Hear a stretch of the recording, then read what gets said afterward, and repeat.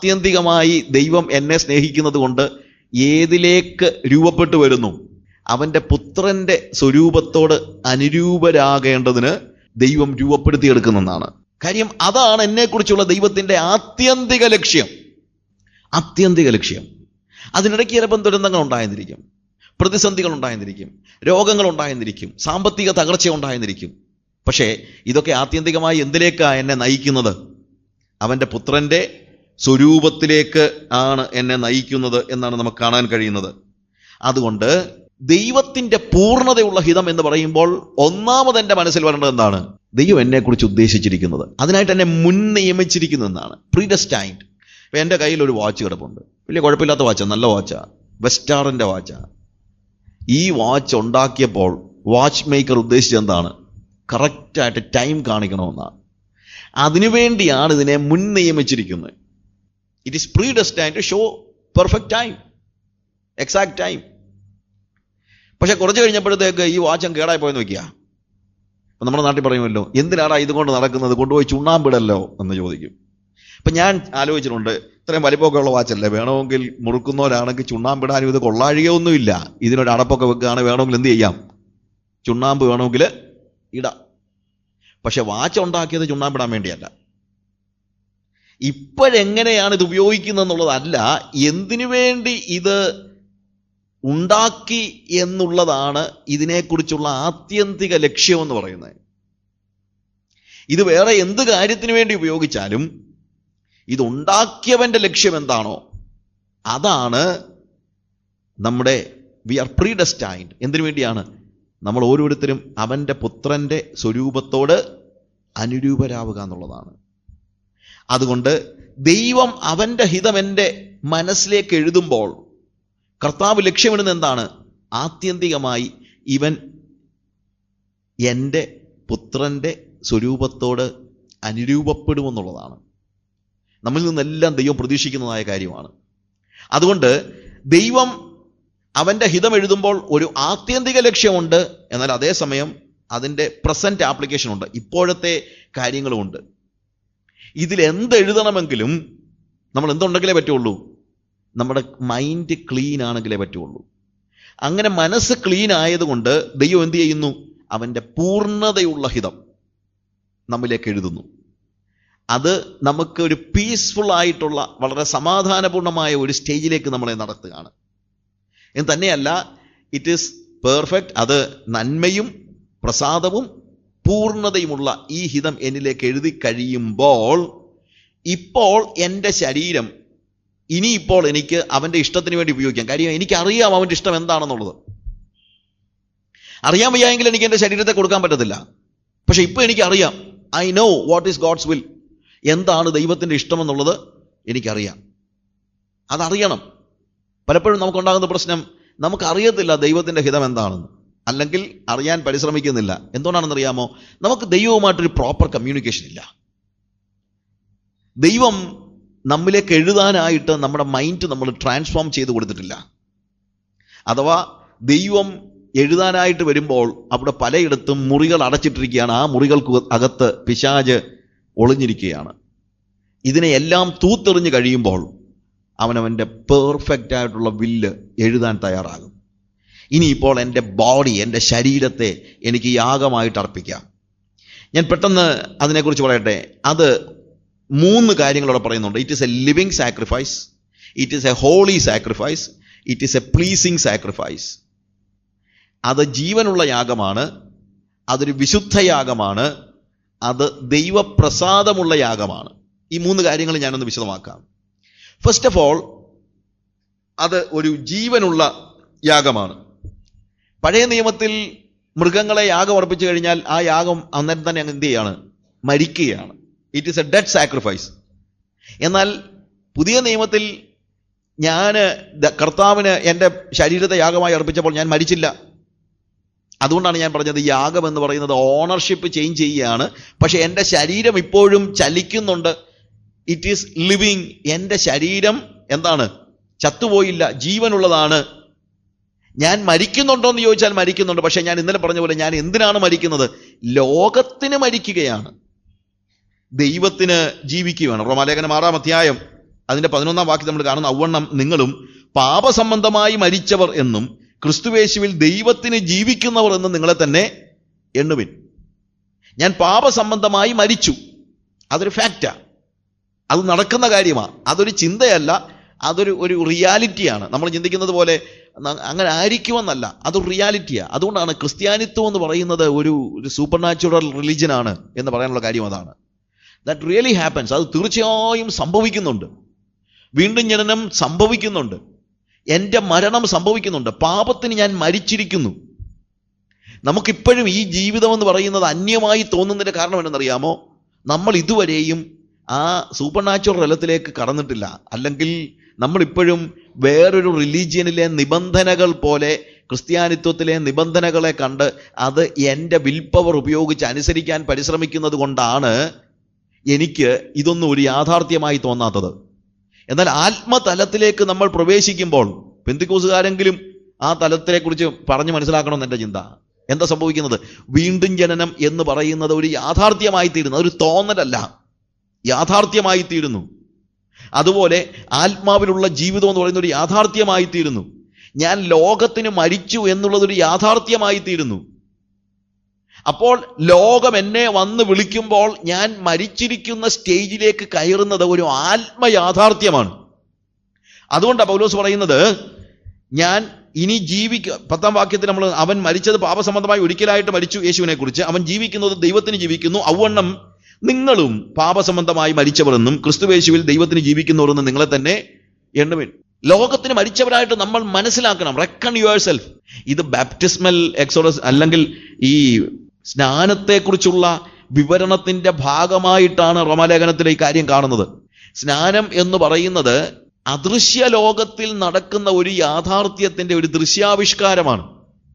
അദൃശ്യ ലോകത്തിൽ നമ്മളതിൻ്റെ 3 മുതലുള്ള വാക്യങ്ങൾ, ഇത് വളരെ വിശാലമായിട്ട് നമുക്ക് പിന്നീട് എപ്പോഴെങ്കിലും പഠിക്കാനായിട്ട് പറ്റും. 3 മുതലുള്ള വാക്യങ്ങളിലല്ല, യേശുക്രിസ്തുവിനോട് ചേരുവാൻ സ്നാനമേറ്റവരായ നാം എല്ലാവരും അവന്റെ മരണത്തിൽ പങ്കാളികളായി ആകുവാൻ സ്നാനമേറ്റിരിക്കുന്നു നിങ്ങൾ അറിയുന്നില്ലയോ?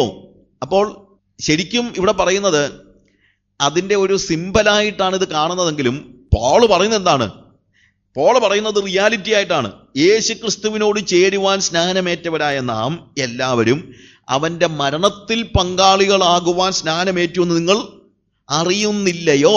എന്ന് വെച്ച് കഴിഞ്ഞാൽ നമ്മൾ സ്നാനപ്പെട്ടപ്പോൾ, അല്ലെങ്കിൽ പണ്ട് കാലത്ത് സ്നാനവും വീണ്ടും ജനനവുമായിട്ട് നമ്മൾ സമയത്തിന് വ്യത്യാസമൊന്നും ഇല്ലാത്തത് കൊണ്ട് ഒരേ സമയത്ത് തന്നെ നടക്കും. അല്ലെങ്കിൽ ഞാൻ രക്ഷിക്കപ്പെടുക ഉടനെ തന്നെ എന്താ സംഭവിക്കുന്നത്?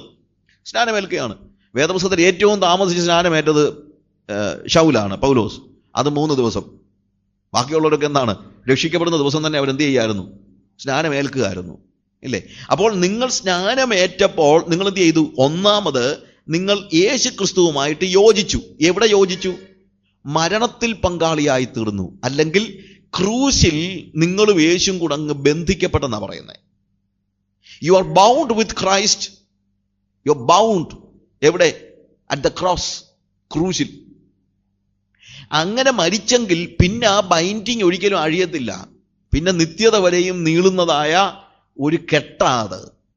ഞാൻ നോർത്ത് ഇന്ത്യയിലൊക്കെ ബാപ്റ്റിസത്തിന് ക്ലാസ് എടുക്കുന്ന സമയത്ത്, ബാപ്റ്റിസം കൊടുക്കുന്ന മുമ്പ് ആളുകൾ ക്ലാസ് എടുക്കുമ്പോൾ നോർമലി എൻ്റെ ട്രാൻസ്ലേറ്ററേയും എന്നെയും കൂടെ ഞാൻ ഒരു ഷോൾ കൊണ്ട് അങ്ങ് കെട്ടും. എന്നിട്ട് പറയും ഇറ്റ് ഈസ് ലൈക്ക് ദിസ്. എവിടെ വെച്ചാണ്? അറ്റ് ദ ക്രോസ്, മരണത്തിൽ. അവനോടുകൂടെ ഞാൻ മരിച്ചെങ്കിൽ അവനോടുകൂടെ ഞാൻ എന്ത് ചെയ്യുന്നു? കുഴിച്ചിടപ്പെടുന്നു. അവനോടുകൂടെ കുഴിച്ചിടപ്പെട്ടാൽ ഞാൻ അവനോടുകൂടെ ഉയർത്തെഴുന്നേൽക്കുന്നു. ഇതാണ് സ്നാനജലത്തിൽ സംഭവിക്കുന്നത്. അതുകൊണ്ടാണ് നമ്മൾ ബാപ്റ്റിസം നടത്തുന്നത് പോലെയുള്ള ഒരു ബാപ്റ്റിസം ആവശ്യമായി വരുന്നത്. കാര്യം ഇത് എക്സ്പ്രസ് ചെയ്യാൻ ഒരു തളിപ്പ് സ്നാനത്തിൽ കഴിയത്തില്ല. ഇത് എക്സ്പ്രസ് ചെയ്യാൻ, what happens in the unseen world, അത് എക്സ്പ്രസ് ചെയ്യാനുള്ള ഏറ്റവും ബെസ്റ്റ്, ദി ഓൺലി വേ ഇതാണ്. എന്താണ്? I am bound with Christ, I am died with Christ, I am buried and I am risen with Christ. ആരോടുകൂടെ? യേശുവിനോടുകൂടെ. കാര്യം ഞാൻ കെട്ടപ്പെട്ടിരിക്കുകയാണ്. എന്നാൽ അങ്ങനെ സ്നാനപ്പെട്ട ഞാൻ ഉയർത്ത് വന്നിട്ട് പിന്നെ കെട്ടഴിച്ചു കളയുന്നില്ല. യേശുവിൻ്റെ വഴിക്കും ഞാൻ എൻ്റെ വഴിക്കും പോകുന്നില്ല. പലപ്പോഴും അങ്ങനെയാണ് നമ്മുടെ ജീവിതത്തിൽ സംഭവിക്കുന്നത്. ബാപ്റ്റിസം എടുത്ത് മുകളിലോട്ട് കയറി കഴിയുമ്പോൾ യേശുവിൻ്റെ വഴിക്കും ഞാൻ എൻ്റെ വഴിക്കും പോകും. പക്ഷേ പൗലോസ് പറയുന്നതെന്നറിയാമോ? എന്തിനു വേണ്ടി? സ്നാനത്തിൽ അവനോടുകൂടെ കുഴിച്ചിടപ്പെട്ടു, ക്രിസ്തു മരിച്ചിട്ട് പിതാവിന്റെ മഹിമയിൽ ജീവിച്ചെഴുന്നേറ്റതുപോലെ നാമും ജീവന്റെ പുതുക്കത്തിൽ നടക്കേണ്ടതിന് തന്നെ. നോക്കുക, എന്തിനു വേണ്ടിയാണ്? അവനോടുകൂടെ മരിച്ചു, അവനോടുകൂടെ അടക്കപ്പെട്ടു, അവനോടുകൂടെ ഉയർത്തെഴുന്നേറ്റു. എന്തിന്? അവനോടുകൂടെ നടക്കാൻ. ഇനിയിപ്പോൾ ലോകത്തോടുകൂടെ അല്ല ഞാൻ നടക്കുന്നത്, അവനോടുകൂടെ. അതുകൊണ്ട് എൻ്റെ ജീവൻ എന്ന് പറയുന്നത്, അഥവാ കർത്താവ് എനിക്ക് തന്നിരിക്കുന്ന, അല്ലെങ്കിൽ ഞാൻ സറണ്ടർ ചെയ്ത് കഴിഞ്ഞപ്പോൾ ഞാൻ ഒരു ലിവിങ് സാക്രിഫൈസ് അല്ലെങ്കിൽ ജീവനുള്ള യാഗമായി എന്നെ സമർപ്പിച്ചെങ്കിൽ ഞാനിപ്പോൾ എഴുന്നേറ്റിട്ട് മരിച്ചു കിടക്കുകയല്ല. എന്താണ്? ഞാൻ നടക്കുകയാണ്. എനിക്ക് ജീവനുണ്ട്, എൻ്റെ ശരീരം ജീവനുള്ളതാണ്. പക്ഷേ ഇപ്പോൾ എന്നെ നിയന്ത്രിക്കുന്നത് ഞാനല്ല. ആരാണ്? എന്നിൽ വസിക്കുന്നതായ യേശുവാണ്. No longer I but Christ lives in me. ഇനി ഞാനല്ല, അഥവാ ഞാനില്ല, ക്രിസ്തു അത്ര എന്നിൽ ജീവിക്കുന്നത്. യേശുവാണ് ഇപ്പോൾ ആജ്ഞ കൊടുക്കുന്നത്. എൻ്റെ കണ്ണാടി ഇങ്ങനെ ഞാൻ കയ്യിലെടുത്ത് വെക്കുന്നത് എൻ്റെ തല എൻ്റെ കൈക്ക് ആജ്ഞ കൊടുത്തത് കൊണ്ടാണ്. പക്ഷേ ഞാൻ വീണ്ടും ജനനം പ്രാപിച്ചു കഴിയുമ്പോൾ എന്താണ്? എൻ്റെ മോറൽ ഡിസിഷൻസിനെ മുഴുവൻ സ്വാധീനിക്കുന്നത് ആരാണ്? യേശുവാണ്. എൻ്റെ കൈ കൊണ്ട് ഒരുത്തനെ തല്ലിയിട്ട്, കൊച്ചു പിള്ളേരൊക്കെ പറയുമല്ലോ, തല്ലിയിട്ട് പറയും, ഞാനാണോ തല്ലിയത്? എൻ്റെ കൈ അല്ലേ തല്ലിയത് എന്നൊക്കെ ചോദിക്കും. അങ്ങനെ കൈക്ക് തല്ലാനും ഒന്നും പറ്റത്തില്ല, ഞാൻ തന്നെയാ തല്ലുന്നത്, ഇല്ലേ? എൻ്റെ കയ്യിൽ ജീവിക്കുന്നത് ആരാണ്? ഞാനാണ്. അതുകൊണ്ടാണ് ഞാൻ എൻ്റെ കൈ കൊണ്ട് തല്ലിയത്. പക്ഷെ ഇപ്പോൾ ഞാനില്ല, പകരം ആരാ ഉള്ളത്? യേശു അത്ര എന്നിൽ ജീവിക്കുന്നത്. അതുകൊണ്ട് എൻ്റേതൊരു ലിവിങ് സാക്രിഫൈസ് ആണ്. എങ്ങനെ? യേശു എന്നിൽ ജീവിച്ചുകൊണ്ട് എൻ്റെ ശരീരത്തെ ഉപയോഗിക്കുകയാണ്.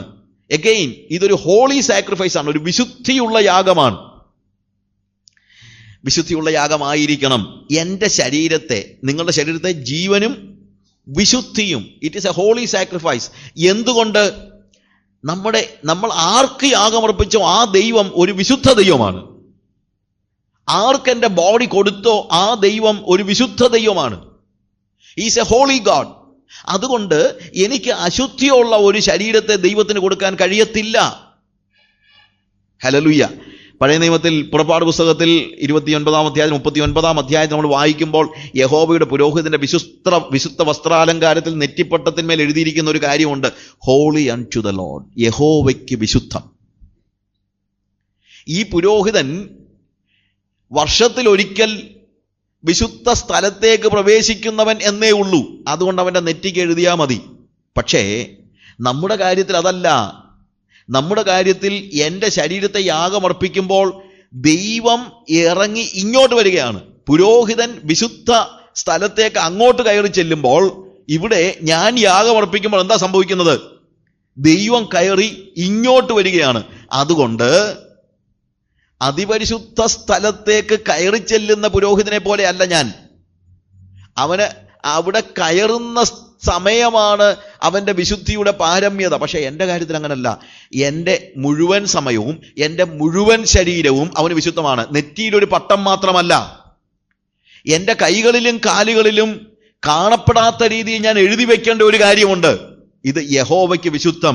1 കൊരിന്ത്യർ അതിൻ്റെ 3-ാം അധ്യായം 16-ാം വാക്യത്തിൽ നമ്മൾ വായിക്കുന്നു, നിങ്ങൾ ദൈവത്തിൻ്റെ മന്ദിരമെന്നും ദൈവത്തിൻ്റെ ആത്മാവ് നിങ്ങളിൽ വസിക്കുന്നുവെന്നും നിങ്ങൾ അറിയുന്നില്ലയോ? ദൈവത്തിൻ്റെ മന്ദിരം.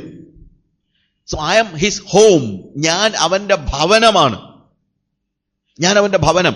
അപ്പോൾ അവൻ ഇങ്ങോട്ട് ഇറങ്ങി വരികയാണ്. 2 കൊരിന്ത്യർ 6-ാം അധ്യായം 16-ാം വാക്യത്തിൽ 2 Corinthians chapter 6 verse 16 നമ്മളവിടെ കാണുന്നു, ദൈവാലയത്തിന് വിഗ്രഹങ്ങളോട് എന്ത് യോജിത? നാം ജീവനുള്ള ദൈവത്തിൻ്റെ ആലയമല്ലോ. ജീവനുള്ള ദൈവം ഇങ്ങോട്ട് ഇറങ്ങി വന്നിരിക്കുകയാണ്. അതുകൊണ്ട് സംഭവിക്കുന്നതെന്നറിയാമോ?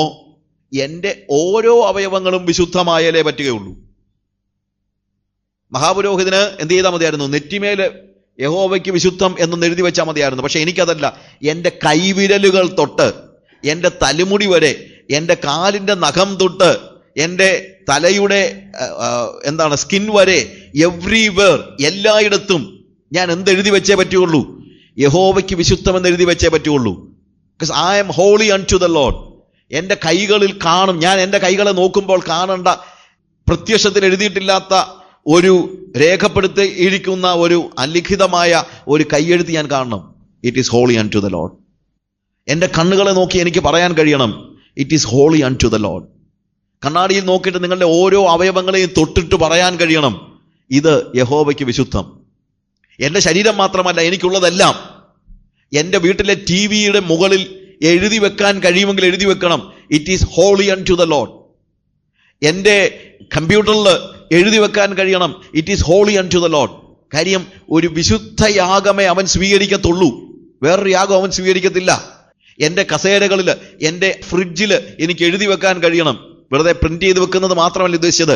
Make sure that it is holy unto the Lord. അത് യഹോവയ്ക്ക് വിശുദ്ധമാണെന്നുള്ളത് അലിഖിതമായി രേഖപ്പെടുത്തേണ്ടത് അത്യന്താപേക്ഷിതമായ കാര്യമാണ്. Everything, anything and everything